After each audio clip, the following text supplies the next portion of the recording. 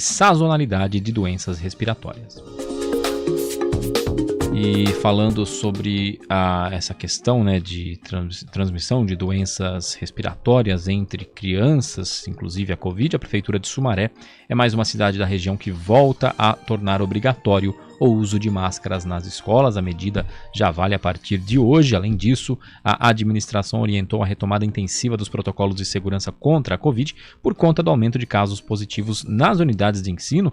Essas regras valem para as escolas públicas e particulares e, segundo a Secretaria Municipal de Educação, as escolas devem comunicar imediatamente se houver casos positivos de Covid, comunicar à vigilância sanitária. Cordeirópolis também é outra cidade que anunciou esse retorno, né, da obrigação das máscaras, e o Carlos Gomide daqui a pouquinho vai trazer mais informações sobre isso. E o Comitê de Saúde do Estado voltou a recomendar o uso de máscaras em ambientes fechados e também em locais abertos para quem é do grupo de risco, em ambientes fechados para o público em geral e em locais abertos para quem pertence a grupos de risco. Sobre isso a gente conversa agora com a médica infectologista da Unicamp, doutora Raquel Stuck. Bom dia, doutora. Olá, bom dia, é um prazer estar com vocês hoje novamente. Prazer é nosso, obrigado por nos atender mais uma vez, doutora. Primeiramente, essa liberação, na opinião da senhora, essa liberação do uso de máscaras em áreas internas, que se deu ali um pouquinho antes do então governador João Dória deixar o mandato, ela poderia ter ocorrido naquele momento ou foi mais um ato político tomado pelo governo do estado para ele ter esse último ato, né, deixar o governo com essa liberação? Na verdade, nós tínhamos naquela ocasião números, né, ou índices, né, que a gente fala, que poderiam justificar essa flexibilização do uso de máscara, mas nós chegamos até a conversar sobre isso e a preocupação que né, eu até coloquei numa conversa com vocês sobre a proximidade, né, do outono, que em duas semanas a gente começaria o outono, maior circulação dos vírus respiratórios, as pessoas se concentrando mais em locais fechados, e a nossa baixa cobertura vacinal de terceira dose, da dose das crianças e da quarta dose para aqueles que têm indicação, que não nos davam segurança para abrirmos mão do uso de máscara. Então, acho que foi uma medida precipitada, talvez aí para agradar alguns naquele momento, mas este retorno agora, esse aumento do número de casos e infelizmente das internações também, já era mais ou menos, estava no nosso radar, já era esperado. E o comitê estadual adotou a volta das máscaras, né, como uma recomendação dessa vez, não como uma obrigação. O Estado já disse que não vai tornar obrigatório, pelo menos neste momento. Na prática, isso muda a efetividade, na opinião da senhora? A senhora acha que a adesão ao uso de máscara em ambientes fechados vai ser menor, já que isso não é uma obrigação? Ontem, infelizmente, eu já ouvi muitos comentários nas redes sociais de pessoas falando, é recomendação, não é obrigatoriedade, como quem diz, então tudo vai continuar como está.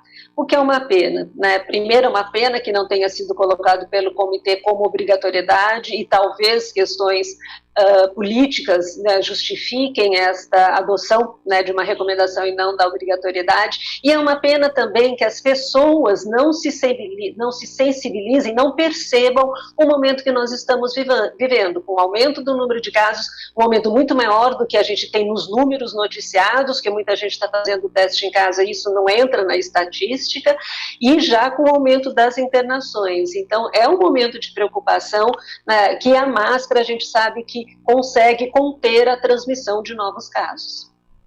Então, doutora, e sobre esse crescimento de casos, né, em internações, o quanto isso preocupa? A gente pode esperar uma disparada, que nem como a gente teve no mês de janeiro com a Omicron, ou talvez não seja tão alto assim, porque agora a gente está numa situação totalmente diferente, né, em que não tem mais proteção nenhuma, as pessoas não estão usando máscara, pelo menos a maioria das pessoas não usa mais máscara. O que dá para prever? A gente pode se preocupar de ter uma onda novamente tão alta, com problemas de falta de leitos, ou talvez a avançada vacinação, pelo menos na população adulta, possa evitar isso? Bom, nós sabemos que para enfrentar a Ômicron a gente precisa, em abaixo de 60 anos, saudável de 3 doses, a gente precisa da vacinação das crianças, porque a gente precisa ter o maior número de pessoas completamente vacinadas, e a nossa população abaixo de 60 anos com 3 doses ainda é muito pequena, né? A 4ª dose também para os idosos imunodeprimidos, também nós não temos uma cobertura satisfatória.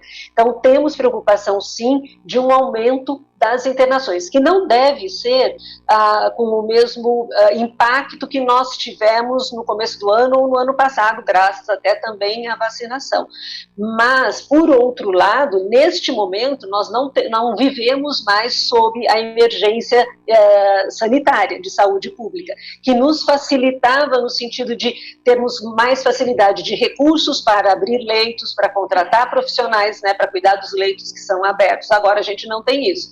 Os hospitais vão ter que lidar com as poucas vagas disponíveis. Então, apesar da gente não ter um número expressivo de casos, é possível sim que nós tenhamos dificuldade de ter vaga e acolher as pessoas que necessitem de internação. E sobre a vacinação, né? Boa parte da população já tomou a 3ª dose já há alguns meses, né? Até 5, 6 meses. Com isso pode haver, vai baixando, né? Com o tempo vai baixando a proteção que a vacina gera, né? Seria o caso de se pensar em uma 4ª dose para a população em geral? Os idosos imunodeprimidos já tomam, não? Já tem essa possibilidade da 4ª dose, mas na população adulta em geral, é algo a se pensar? É algo que está sendo ainda avaliado, da necessidade de pessoas abaixo de 50 anos e saudáveis, né? Se há necessidade, uma nova dose para ter um aumento importante dos anticorpos, da proteção contra a Ômicron principalmente. Neste momento, não há evidência na literatura de que seria necessário. Nós sabemos que alguns estados, por exemplo, já estão fazendo, né, a 4ª dose em alguns segmentos da população, profissionais da saúde, tudo independente da idade, mas a gente ainda não tem muito claro isso dos dados da literatura médica.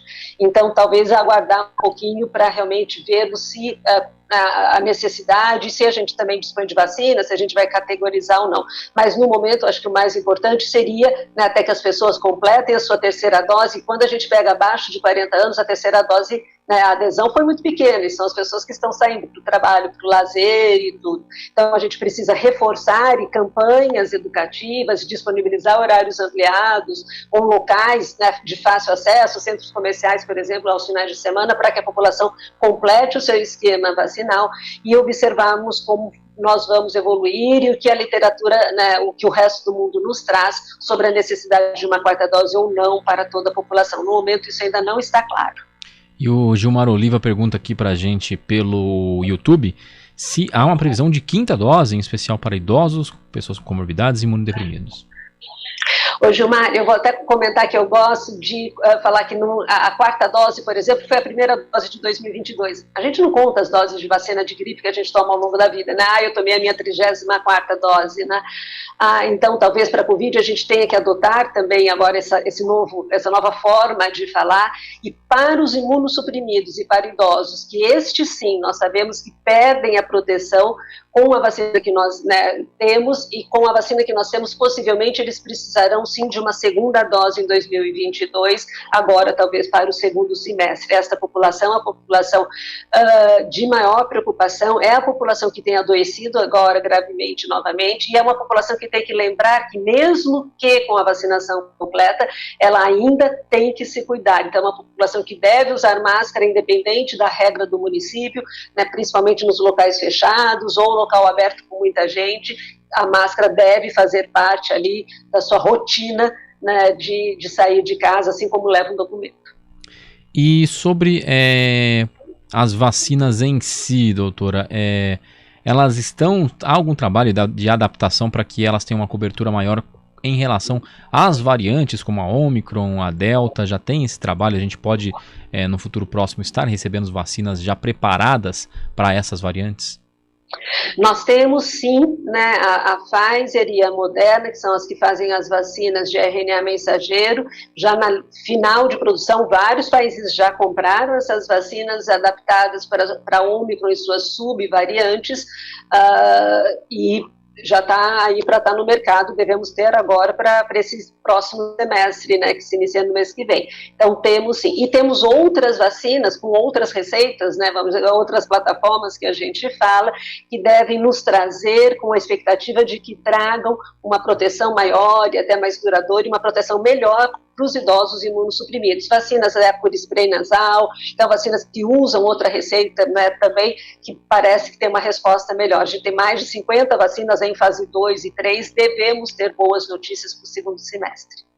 E em relação aos públicos que a gente tem uma cobertura vacinal mais baixa, principalmente público infantil, também crianças e adolescentes, o quanto isso é preocupante? A gente pode ter uma incidência maior nesse público, já que tem muita gente que nem tomou, não tomou nenhuma dose, muita gente não foi completar o esquema, né? Tomou apenas uma, enfim, a gente pode ter uma incidência maior assim na proporcionalidade de casos em um público mais jovem, já que são os que estão com a menor proteção vacinal.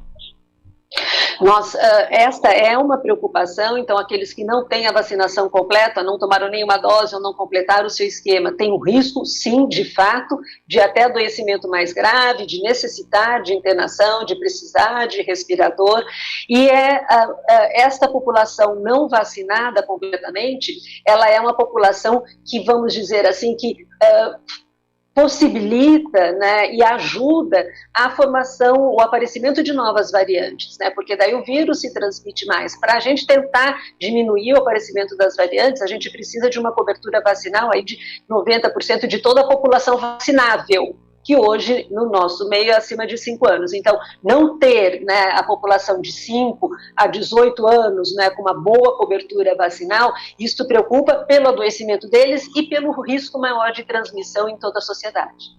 Doutora Raquel Stuck, infectologista da Unicamp, muito obrigado por nos atender mais uma vez, né, para falar sobre vacina, sobre a Covid e essa recomendação para a volta do uso de máscaras em ambientes internos. Um ótimo dia para a senhora.